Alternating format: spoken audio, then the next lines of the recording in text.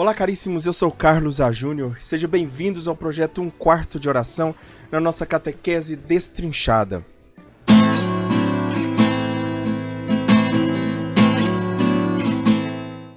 Hoje nós começamos a falar sobre a segunda parte da quarta parte do catecismo. Eu expliquei no último vídeo, não sei se ficou claro, mas o catecismo ele é dividido em 4 partes, e dessas partes, cada parte também é dividida em algumas partes, né?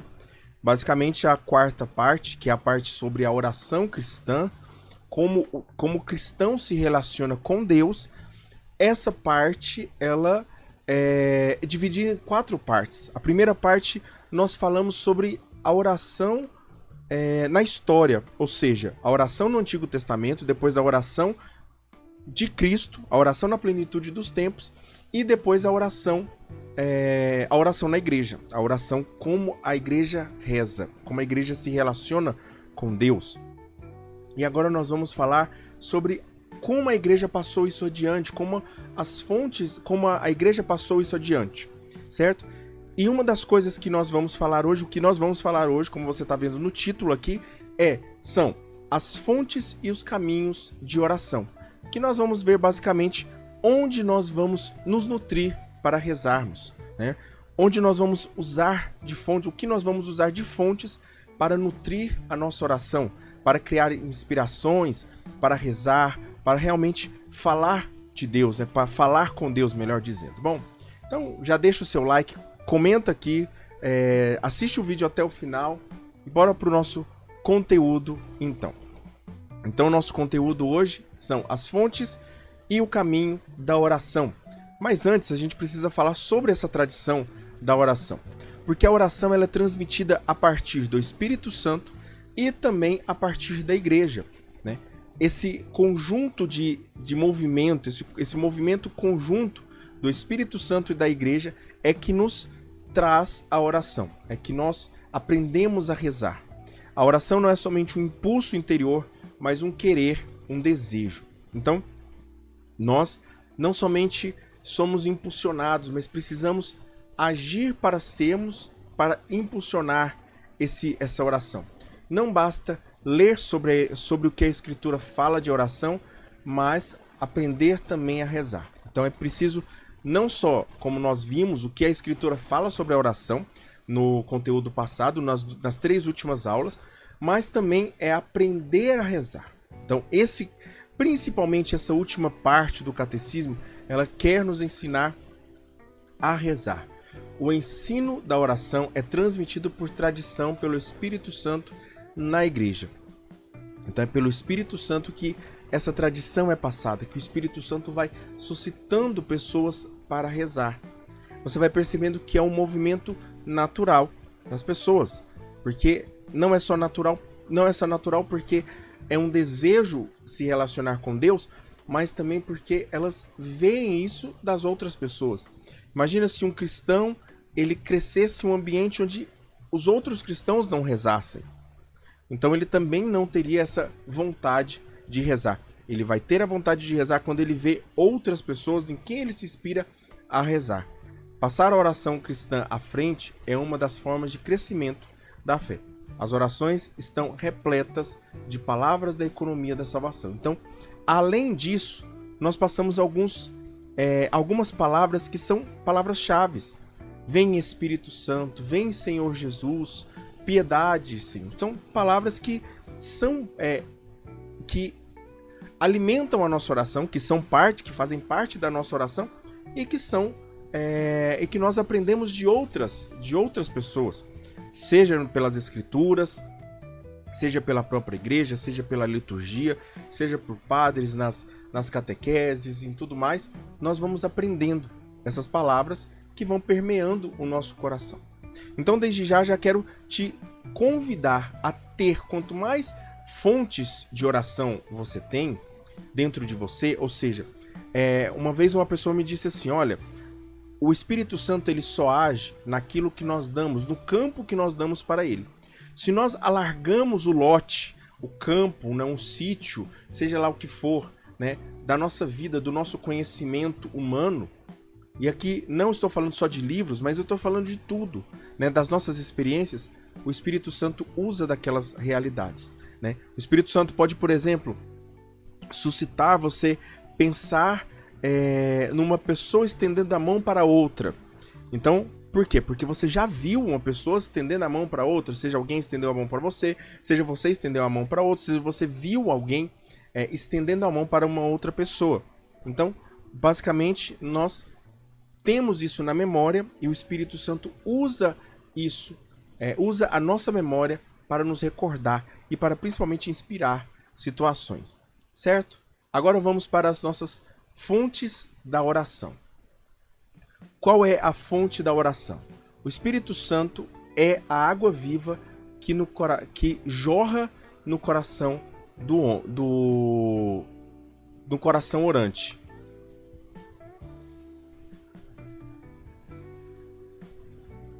Que está no coração orante.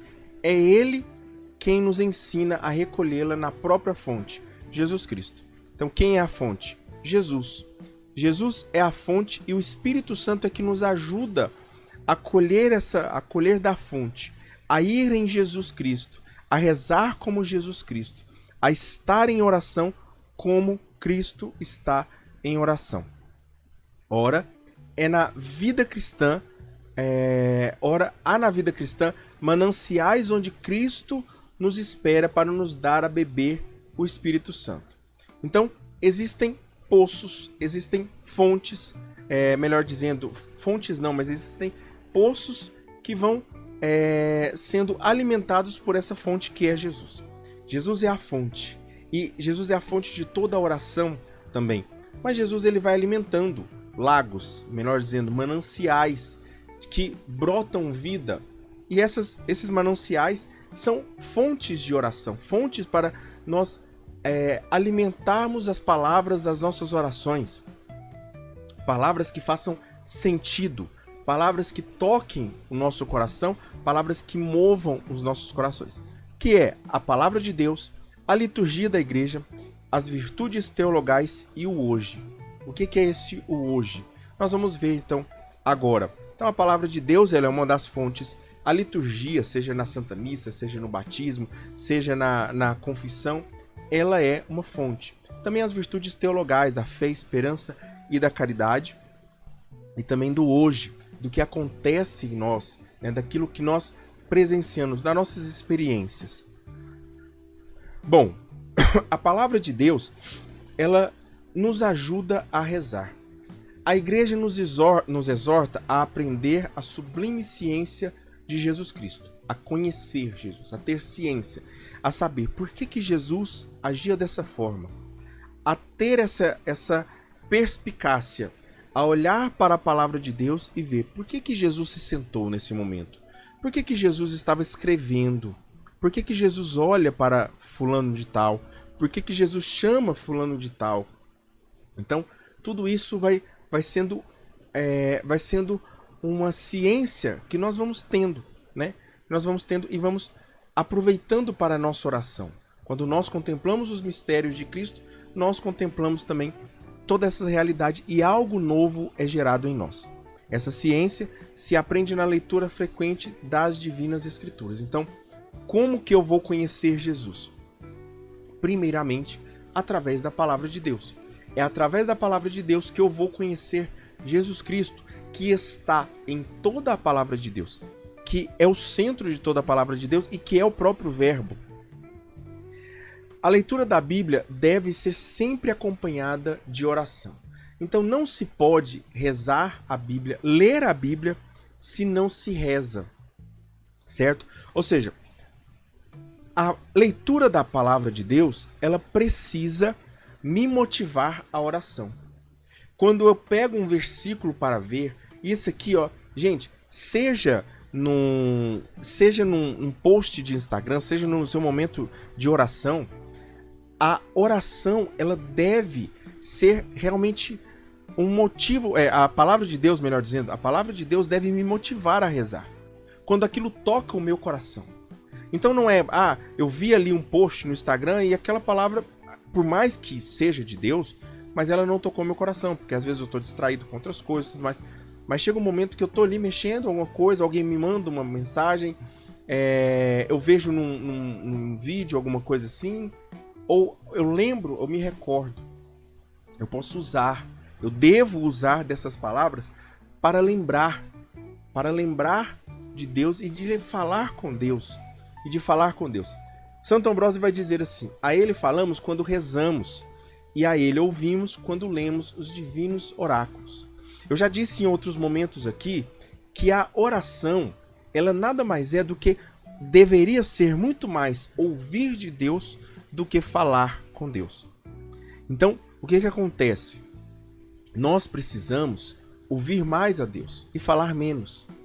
As nossas orações, muitas vezes, eu falo a partir de mim mesmo, que a minha oração era muito mais eu falar do que ouvir a Deus. E Deus quer falar. E Deus fala o tempo todo. E a primeira fonte da fala de Deus, onde Deus fala, é através da palavra de Deus. Como disse Santo Ambrósio aqui, parafraseando a passagem de Mateus 7,7, podemos dizer, Mateus 7,7 vai dizer: pedi e se vos dará, buscai e achareis, batei e vos será aberto.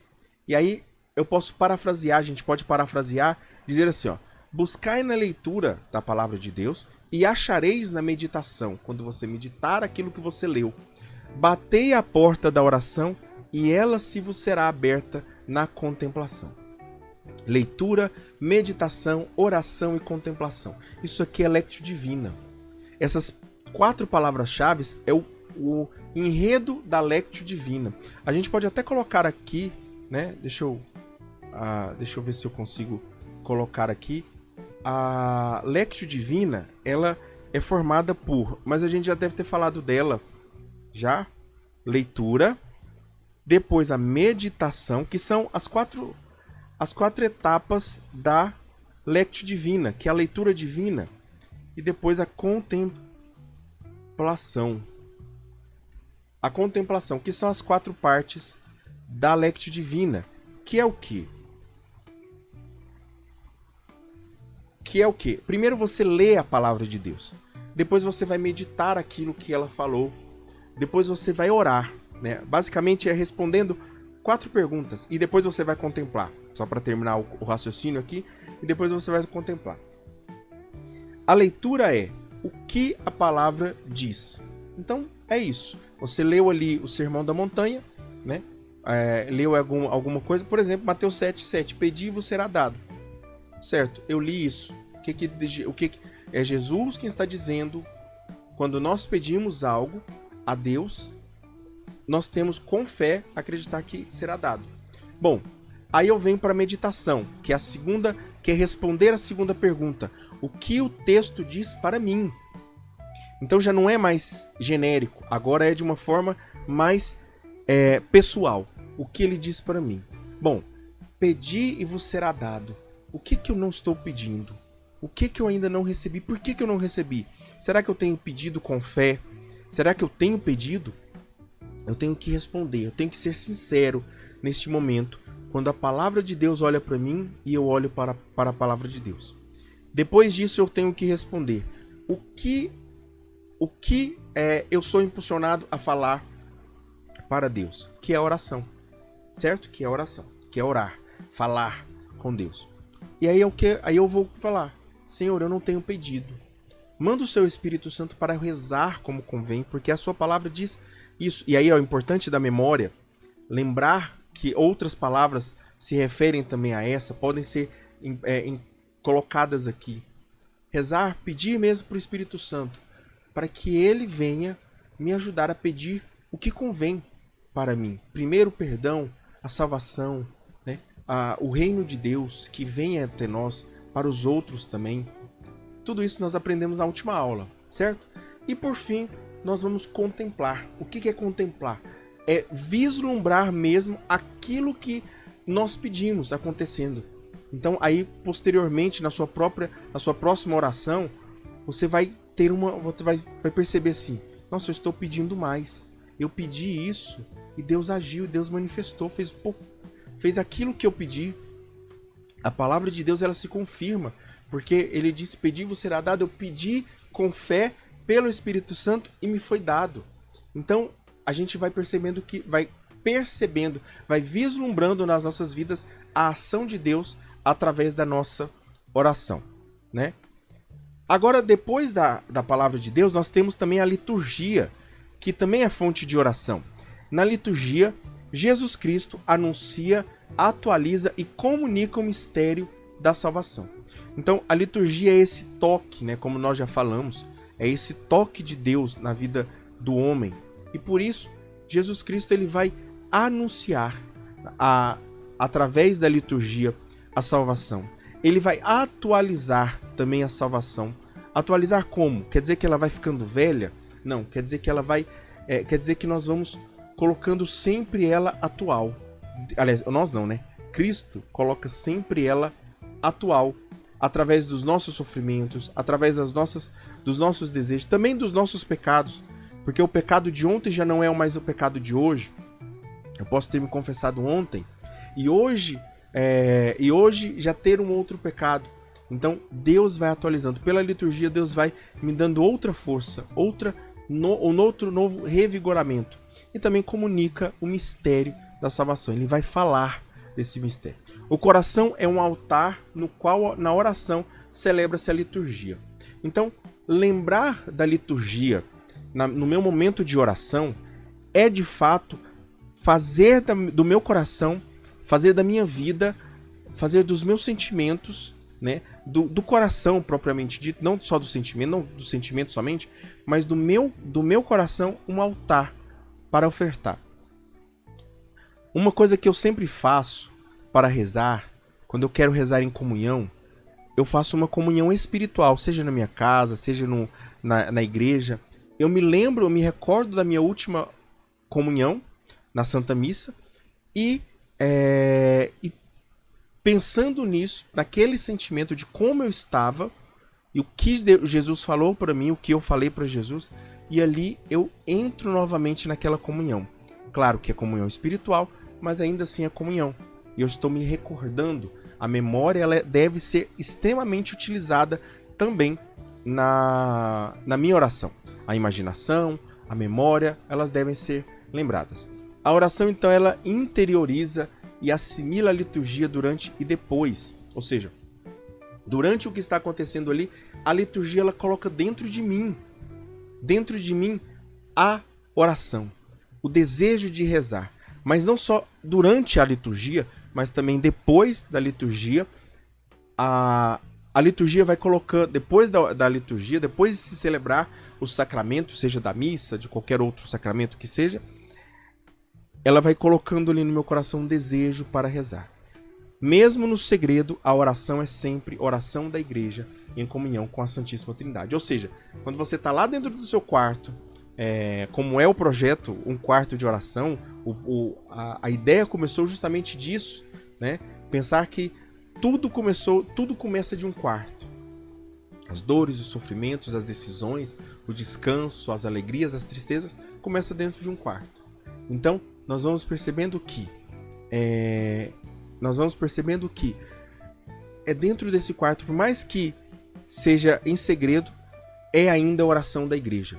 Faz parte da oração da igreja rezar, porque nós estamos rezando porque ouvimos da igreja, recebemos o batismo, fazemos parte da igreja, certo? Depois da liturgia, nós temos também as virtudes teologais da fé e da esperança e da caridade.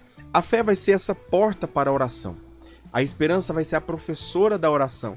E a caridade vai ser o poder, o motor da oração. Pela fé, é pela porta da fé que se entra na oração, assim como na liturgia. Então, eu só vou entrar na oração se eu crer. Eu só vou começar uma oração se eu acreditar em quem eu vou pedir. Ou seja, se eu não acredito em Deus, por que eu vou rezar? Não faz sentido, né? Então, ir até a oração, eu só vou pela fé. Pedir algo para Deus, ou clamar, seja algo bom, lícito ou não, né? Pedir, nós aprendemos que a petição ela é importante, sempre deve ser, nós devemos pedir e esperar que Deus realize o melhor, realize a nossa salvação. E é o que Ele quer fazer. Mas nós só vamos rezar quando nós temos fé. Então são pelos sinais da presença de Deus que temos fé, de buscar sua face e desejamos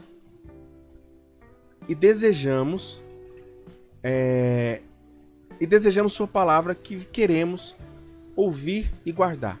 Então, é pelos sinais, pelo que Deus já fez, que nós vamos buscar a palavra de Deus, buscar a sua face. E desejamos também a sua palavra que nós queremos ouvir e também guardar. A outra virtude teologal na oração, nós já falamos de virtudes teologais em outros momentos, né? Ali quando nós falamos sobre a moral cristã, nós falamos sobre isso. Quando nós falamos lá também na primeira parte, nós falamos sobre a fé, a esperança e a caridade. Aqui nós estamos falando das virtudes teologais como caminho para a oração, como entender, como fonte de oração. A esperança seria essa professora da oração. É ela quem vai nos ensinar o que nós devemos desejar. A professora, ela dá essa direção, ela vai direcionar o aluno. Então, cada professor ele tem o papel de direcionar o aluno aonde ele quer que o aluno chegue, ao conhecimento de algo. Então, a esperança de Deus, né, a esperança em Deus, ela vai nos ensinar, ela vai ser essa bússola que vai nos guiar. É pela oração que temos essa expectativa do regresso de Cristo. A esperança vai nos educar para a oração, pois não esperamos senão exatamente o que devemos esperar. Devemos esperar em Deus. Então, a oração, ela vai a esperança, ela vai nos ensinar a colocar a nossa esperança, né? Aliás, a esperança vai nos ensinar que na oração, o que nós devemos esperar nela, o que nós devemos esperar na oração. Os salmos, eles nos ajudam na vivência dessa esperança certeira e certa em Deus. Confiar que Deus Deus é fiel. Confiar que Deus não nos ilude. Confiar que toda expectativa em Deus é nutrida, é saciada. Né? Quando ela é realmente, de fato, pura, certo? E também a caridade, que é esse poder. Sem a caridade, nós não andamos para frente na oração. É da caridade que retiramos toda força para a oração e para a vida.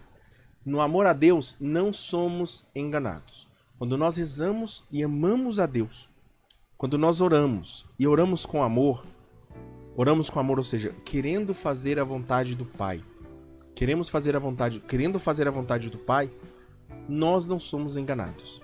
Como Cristo não foi enganado, e também como muitos outros santos não foram enganados. No amor a Deus, nós somos alimentados para a vida e para o que ela nos espera. Ou seja, o alimento, ele de fato ele nos dá força para continuar trabalhando, para continuar na espera, para continuar naquilo que nós desejamos. Né? Se nós não esperássemos nada, nós não queríamos comer. Né? Então, a esperança ela é alimentada pela caridade, por esse amor. O amor é a fonte da oração. Quem bebe dessa fonte atinge os cumes da oração. São João Maria Vianney, no seu livro da oração, ele vai dizer o seguinte, uma oração ele vai dizer assim: eu vos amo, ó meu Deus, e o meu único desejo é amar-vos até o último suspiro da minha vida. Amo-vos, ó meu Deus, infinitamente amável, e antes quero morrer e amar-vos do que viver sem vos amar. Amo-vos, Senhor, e a única graça que vos peço é a de vos amar eternamente. Meu Deus, se a minha língua não pode dizer a todo momento que vos amo, quero que o meu coração o repita tantas vezes quantas eu respiro.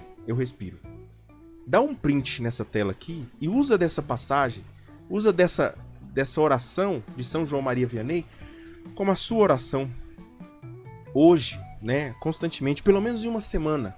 Use dessa oração para que ela realmente seja motriz, o amor seja motriz da sua vida, seja a força da sua vida. Bom, E também nós temos outra fonte da oração, a última fonte que o catecismo vai citar, é o hoje. Ou seja, os acontecimentos do dia a dia. Os acontecimentos de cada dia nos ensinam e nos levam à oração. E o Espírito Santo, ele brota em nós o desejo de rezar. Então, eu vi algo caindo, eu vi um acidente que aconteceu, eu vi uma situação que, na televisão, e aí aquilo me leva a rezar. Senhor, o que eu faria nessa situação? Ou pensar assim, será que isso foi certo? Será que não foi certo? Senhor, me dá força para que eu não sofra disso. Quando eu sofrer, que eu possa testemunhar, que eu possa ser como cristão. Então, sim, nós vamos percebendo. Claro, não é aquela coisa orgulhosa, né? Mas é uma coisa de forma humilde. Entender que nós somos frágeis, que nós precisamos. E que sem Deus nós cairíamos muitas vezes pior do que os outros, a quem nós poderíamos julgar. Certo? Jesus nos ensina... Por que eu falo poderíamos? Né? Porque nós não vamos julgar, mas pela fraqueza humana nós poderíamos. Jesus nos ensina que o passado e o futuro pertencem a Deus, e a nós nos resta o presente. Ou seja, o pão nosso de cada dia, o hoje, nós devemos não nos preocupar. Não devemos nos preocupar com o passado, Jesus vai nos ensinar isso, e não devemos nos preocupar com o futuro também, porque ou as ansiedades, ou os medos, ou os traumas, ou as feridas, né, vão nos prejudicar. E viver o hoje, rezar o hoje, é algo que vai fortalecer a nossa vida. E é no hoje que devemos orar e ouvir a voz de Deus. Então no hoje nós vamos meditar, no hoje nós vamos entender, no hoje nós vamos partilhar, nós vamos participar dessa oração. Ter a fonte de oração em nossas vidas. Ter uma fonte mais pessoal. Como é mais importante, né? Rezar a minha vida. Rezar o que acontece em mim, comigo. E talvez seja o mais natural, mas a gente não percebe que algumas coisas que acontecem, nós vemos também, que acontecem conosco, e nós vemos, são fontes de oração. E elas precisam ser rezadas também. Orar nos acontecimentos de cada dia e de cada instante é um dos segredos do reino. Então, quando nós rezamos cada instante, cada situação que acontece nas nossas vidas, falar com Deus, né? Deus, o Senhor viu o que aconteceu? Claro, né? Deus viu o que aconteceu, mas eu falo assim, apresentar para Deus. Muitas vezes, o nosso coração, às vezes a gente tem a mania de falar sozinho, né? Quem é doido, né? Igual eu, por exemplo, a gente tem mania de falar sozinho. Só que aí, de vez em quando, eu percebo que eu não estou falando sozinho. Eu estou falando com Deus. Eu percebo que eu estou, por um momento, por uma situação que aconteceu, eu já estou falando com Deus. E isso é importante na oração. É essa oração que é constante que deve acontecer nas nossas vidas. É importante levedar pela oração a massa das humildes situações cotidianas. Ou seja, das mais simples situações cotidianas que nos acontecem, nós devemos deixar levedar, deixar crescer, né? A levedura, ela faz fermentar o pão, e assim também ela faz levedar também a oração. A humildade, ela faz levedar essas situações mais simples. As situações mais simples, elas podem de fato nos auxiliar. Você vai perceber os grandes pregadores, eles usam de coisas simples. Por exemplo, Jesus, quando muitas vezes ele usa das parábolas para falar de algo profundo. Um filho que sai de casa, né? Coisas simples. Para uns poderia ser uma fofoca. Para Jesus é uma parábola, é uma forma de ensinar. Então, nós podemos usar de tudo. Todas as formas de oração podem ser esse fermento a que o Senhor compara o reino de Deus, que vai crescendo. Quando nós vemos, a nossa intimidade está imensa, gigante. Certo? Essa é a primeira parte da nossa aula de hoje. Agora nós vamos para o artigo 2, que são os caminhos da oração. Certo? Deixa eu fechar aqui. Isso. Vamos lá. O caminho da oração. Qual é a linguagem da oração? Cada igreja, cada comunidade, cada família tem seu próprio jeito de rezar com base no contexto geral. Não sei se você já teve essa experiência, Mas quando você vai em uma outra paróquia, ou quando você vai em uma outra comunidade, ou quando você vai em outro grupo de oração, né? Na minha juventude eu ia muito em grupo de oração, em muitos variados, e eu percebia que cada um rezava de um jeito. Ou famílias, ou ia rezar dentro de uma casa, em alguma família, era de um jeito. O magistério, então existem contextos, situações. Alguns rezam mais acelerado, outros rezam mais tranquilos, outros rezam mais baixo, outros rezam mais alto. Então cada um tem o seu jeito, cada grupo tem o seu jeito. O magistério então é responsável por ajuizar se esses jeitos estão conforme a tradição da fé ou não. Ou seja, a igreja vai dizer, olha gente, isso aqui está passando do ponto. Isso aqui está passando do ponto. Então é o magistério que é responsável por isso. É raro acontecer? É raro, mas acontece. Então a gente precisa entender que o magistério, quando ele quiser podar isso, ele tem a total autoridade para fazer isso. Os padres e os catequistas, né? Falar padres e catequistas é retórico, porque todo padre é catequista. Né? Todo padre deveria ser catequista. E me entristece muito, às vezes nas nossas homilias, os padres não serem catequistas. E serem muito mais afagadores de ego do que catequistas. Falando de fato, né, situações que são muito mais ego para alimentar o ego das pessoas do que para ensinar, para doutrinar, para dar direção, para ensinar as pessoas. Então falta isso. Os padres e os catequistas, eles são responsáveis por explicar o sentido da oração, que é Jesus. Então toda a nossa oração deve ser voltada para Jesus. Mesmo as orações marianas, inclusive as orações marianas. As orações marianas devem ser as orações mais voltadas para Jesus. Porque como ela disse, fazei tudo o que ele vos disser. Ela aponta para Jesus. Ela aponta para Jesus. A Virgem Maria aponta para Jesus. Certo? E a oração tem essa linguagem. Né? A oração ela vai ter essa linguagem que pode ser variável. Pode variar conforme cada um. Qual é o caminho para chegar ao Pai? O caminho para a oração cristã é Jesus. Então, é por Jesus que nós chegamos ao Pai. Só acessamos o Pai pela oração se rezarmos em nome de Jesus. Então, quando nós falamos em nome do Pai, do Filho e do Espírito Santo, nós estamos santificando o nome do Pai, nós estamos clamando, falando pelo nome do Filho e rezando pelo nome do Espírito Santo, que é um só, né?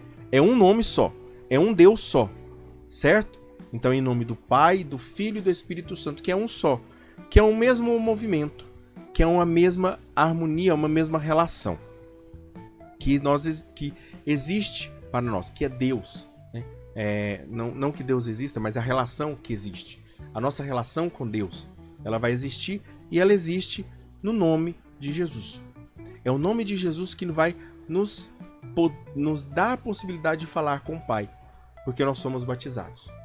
Porque nós somos batizados. Isso significa que os que não são batizados não rezam. Rezam.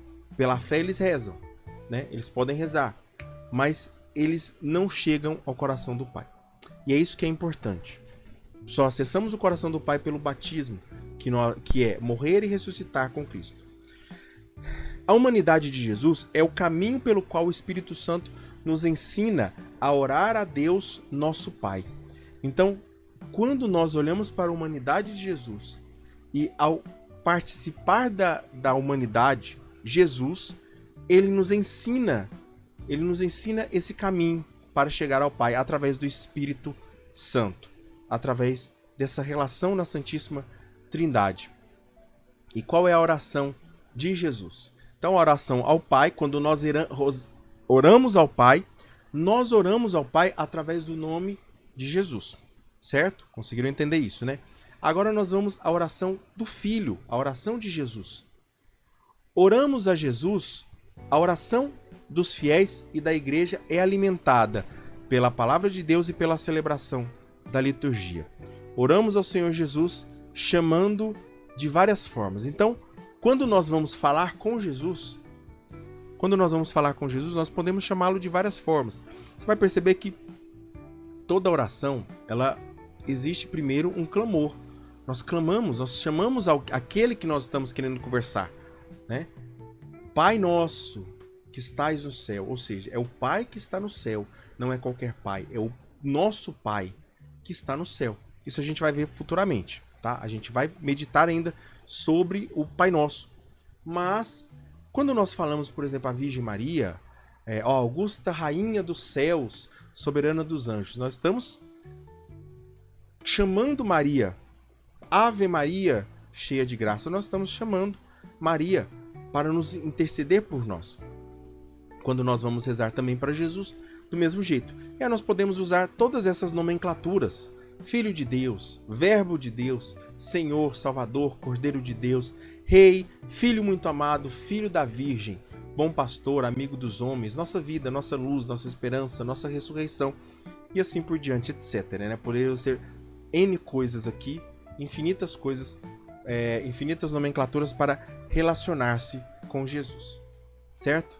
A invocação do nome de Jesus. E é claro, o nome que mais define o Filho de Deus é Jesus. Então, de todos esses nomes aqui, o que mais define o Filho de Deus é Jesus. É um nome que tudo encerra e tudo contém. Todas as coisas criadas, elas unem-se em Jesus. Porque Jesus é o centro de toda a criação. Né? Jesus não é criado, Jesus é gerado. Né? Nós já falamos sobre isso. Jesus é gerado desde sempre, desde toda a eternidade, no seio do Pai, com o Espírito Santo. Mas todas as coisas foram criadas para Ele, para Jesus, para que Ele amasse, para que Ele se desse amor ao Pai. E tudo aquilo contém e encerra também em Jesus. Ao assumir nossa humanidade, o nome de Deus, que era indizível, passa a ser pronunciável e invocado. Não só o nome de Deus, como nós já falamos. Então, antigamente o nome de Deus era impronunciável, porque nós não sabíamos pronunciar o nome de Deus, a não ser com Moisés, que quando Deus anuncia para ele, diz, eu sou.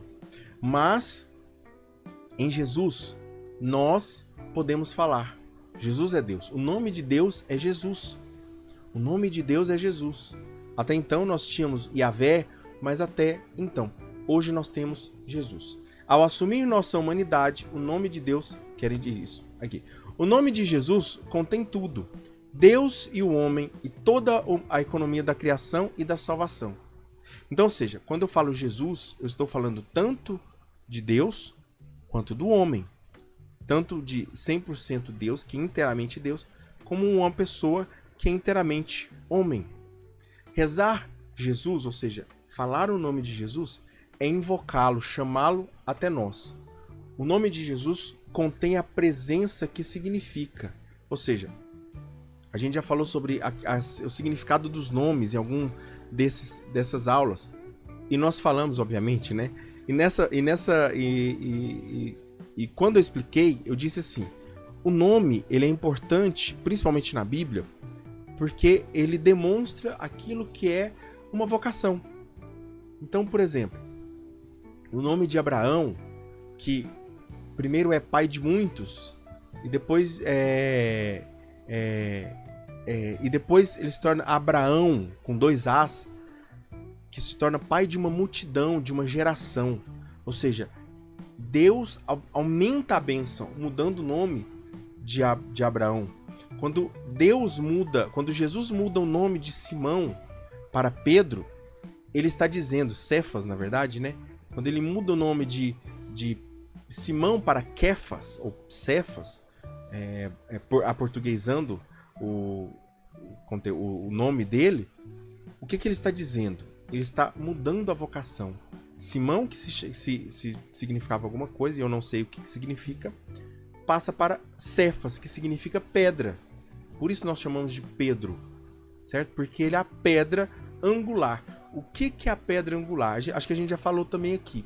A pedra angular é aquela pedra onde nós temos um arco, e quando nós vamos montando o arco, né, vai montando o arco aqui, nós vamos colocando pedrinhas que têm ângulos, e elas vão fechando. Quando eu chego na última pedra, que é a pedra central aqui, que é a pedra mais ao topo, essa pedra ela tem um ângulo. Então, quando a gravidade desce para ela e o ângulo é assim, né? E o ângulo é desse jeito aqui, quando a gravidade desce, ela prende as outras pedras e não deixa as outras pedras caírem. E elas ficam uma só. Então a gente pode tirar os suportes ali que a pedra angular fica. Pedro é essa pedra. Ele é a pedra... Aliás, Jesus é essa pedra, melhor dizendo. Desculpa, Jesus é essa pedra. Pedro é sobre essa pedra que edificarei a minha igreja. Então Pedro é a base e Jesus é o topo. Então entre Jesus e Pedro está a igreja. E Pedro apresenta a igreja a Jesus e Jesus apresenta a igreja a Pedro. Pedro hoje na presença, na pessoa do Papa hoje, Francisco. Papa Francisco. Então, nós entendemos que o nome de Jesus, que significa Deus salva. Então, ele já anuncia, ele já realiza o que ele significa. Quem o invoca, acolhe-o. Então, quando nós buscamos, nós já acolhemos Jesus. A oração mais antiga a Jesus tem essa fórmula que remete ao hino cristológico, que é a oração mais antiga que se tem ideia é essa: Jesus Cristo, Filho de Deus, Senhor, tende piedade de nós pecadores. E essa oração ela é tão fantástica que ela sintoniza toda a miséria do homem e a misericórdia de Deus. Ela sintoniza toda a nossa fé. Primeiro porque nós falamos o nome de Jesus, reconhecendo que Jesus salva, que Jesus é o Deus quem salva. Segundo, Cristo, a palavra Cristo, né, vamos lá, que a palavra Jesus é o Deus quem salva. A palavra Cristo significa ungido, porque ele é o ungido pelo Espírito Santo. E nós somos ungidos nele. Depois fala Filho de Deus, que quer dizer a nossa fé. A nossa fé está no Filho de Deus. Não só colocamos a nossa fé, mas que ele é o Filho de Deus. Depois nós colocamos a nossa vida como senhorio, no senhorio de Jesus Cristo. Depois nós reconhecemos que ele tem poder sobre tudo, porque ele é Senhor. E depois de reconhecer que ele tem poder, a única coisa que nós queremos que ele faça em nós é: tenha piedade de nós, tende piedade de nós. Perdoa-nos, perdoa-nos, porque nós somos pecadores. E por fim, nós reconhecemos a nossa miséria. Nós somos pecadores. O que nós pedimos aqui é: tende piedade de nós. Tende piedade de nós. Apresentamos a nossa fé. Jesus Cristo, Filho de Deus, Senhor. Essa é a nossa fé. Tende piedade de nós é o nosso pedido. E o nosso ato de humildade é reconhecermos que nós somos pecadores. Certo? Então essa oração ela é maravilhosa e bem curta para ser feita. A melhor oração é invocar o nome de Jesus, é o caminho mais simples da oração. Então, se você não pode rezar, falar o nome de Jesus já é suficiente. Esses tempos atrás, eu talvez estava passando por um processo de crise de pânico, né? Me abrindo com vocês aqui, e eu percebi isso que me dava crise de tosse. Isso já tem tempo que eu tenho todas as vezes que eu fico ansioso, coisas boas ou coisas ruins, eu dava uma crise de tosse. Principalmente quando eu ia usar a minha voz para cantar, para falar, para pregar em algum momento, me dava uma crise de tosse. E muitas vezes eu perdi a voz por isso. E uns tempos atrás, quando veio a crise de tosse, quando vinha a crise de tosse ou a ansiedade, eu começava a falar o nome de Jesus. Isso foi acalmando o meu coração e eu percebi que é a oração mais perfeita. Simplesmente falar Jesus. Falar e ficar repetindo Jesus ali no meu coração, na minha vida. Não preciso nem falar. Só de pensar no nome de Jesus, isso já acalmava o meu coração. Então eu não sei se era crise de ansiedade, eu não fui no psicólogo para saber, né?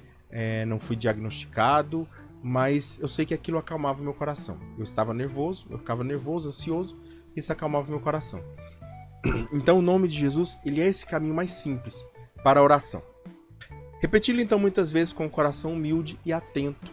Quando nós focamos em Jesus, nós desfocamos de todas as outras coisas, tiramos o foco de todas as outras coisas. O ser humano ele tem essa capacidade, né?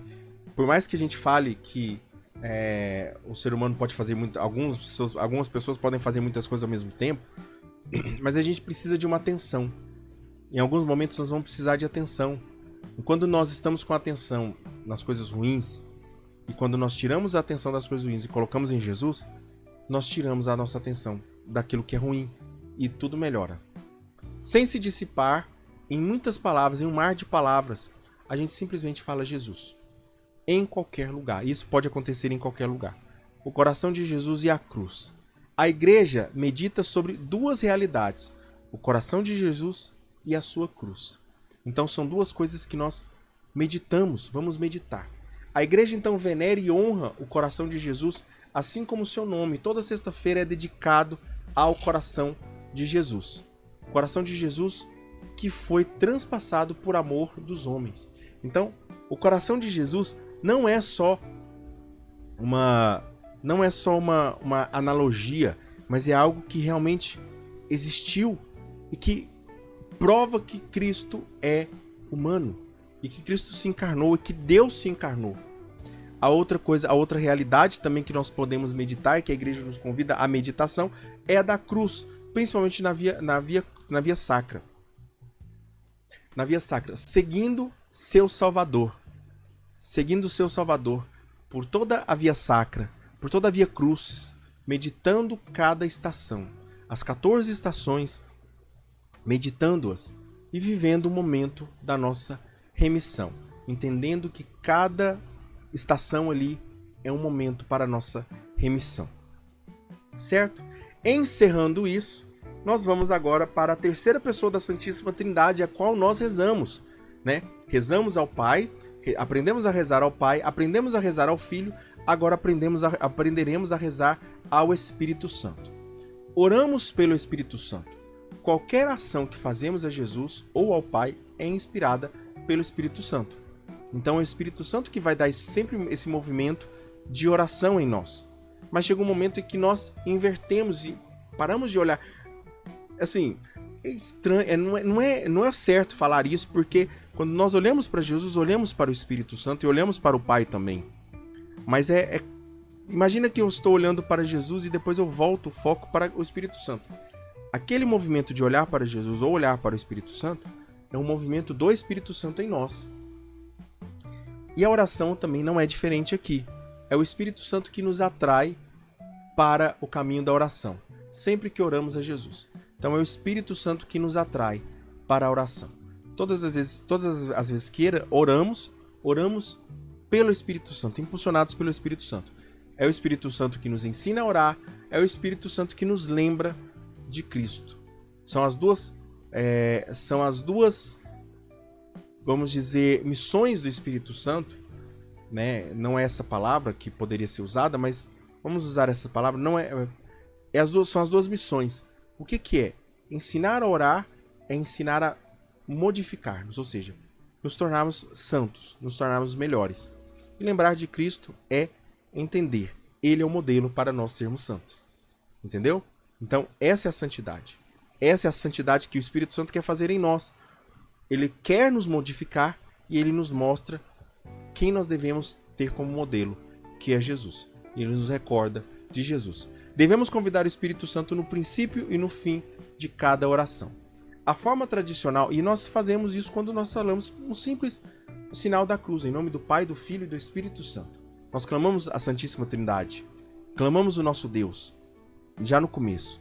Por isso é importante rezar ou começar a nossa oração com o sinal da cruz. Como pedir o Espírito Santo? A forma tradicional de pedir o Espírito Santo é invocar o Pai por Cristo, nosso Senhor, para que nos dê o Espírito Consolador. Então nós pedimos ao Pai que envie por Cristo, por causa de Cristo, por causa dos méritos de Cristo, o Espírito Consolador. Jesus insiste que nós peçamos o Espírito Santo. Ele vai insistir, peçam o Espírito Santo, peçam o Espírito Santo. Mas também nós podemos pedir o Espírito Santo de forma simples e direta, dizendo: Vinde Espírito Santo, vem Espírito Santo, vinde Espírito Santo, vinde Espírito Santo, santificar o meu coração. Então, eu começo a pedir ali. Eu posso pedir ao Pai, posso pedir a Cristo e posso pedir também ao Espírito Santo, diretamente, né? Claro que todos são diretos ali, todos de forma são diretas. O Espírito Santo, então, é nosso mestre interior. É ele quem vai nos impulsionar, nos ensinar, nos ajudar a rezar e a viver essa oração interior. É o nosso mestre interior. Há tantos caminhos na oração como orantes, mas todos oram no mesmo Espírito que age em todos e com todos. Então, independente das pessoas que rezam, existem vários caminhos para a oração. Uns podem rezar na capela, outros podem rezar em casa, no carro, no banho, indo numa caminhada, numa leitura, num momento mais introspectivo, num barulho, enfim. Nós podemos ter vários caminhos de oração, vários jeitos para rezar, na liturgia, na palavra, em vários outros lugares, comunitariamente, individualmente, mas é o Espírito Santo que reza em todos. É o Espírito Santo que faz esse movimento em todas as pessoas. Todo orante reza no Espírito Santo. Todo orante reza no Espírito Santo. Certo? Hoje nós terminamos, então, a nossa aula. Agora terminamos a nossa aula. Espero que tenha ficado fácil, tenha ficado claro para você.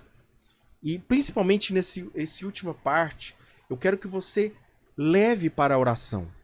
Leve para a sua oração também todas as coisas que foram ditas aqui. Tudo aquilo que foi dito aqui. Espero que você viva tudo isso. Correto? Louvado seja o nosso Senhor Jesus Cristo. Para sempre seja louvado. Tudo por Jesus e nada sem Maria. Fiquemos selados à proteção de Deus, que é Pai, Filho e Espírito Santo. Amém. Deus abençoe a sua vida.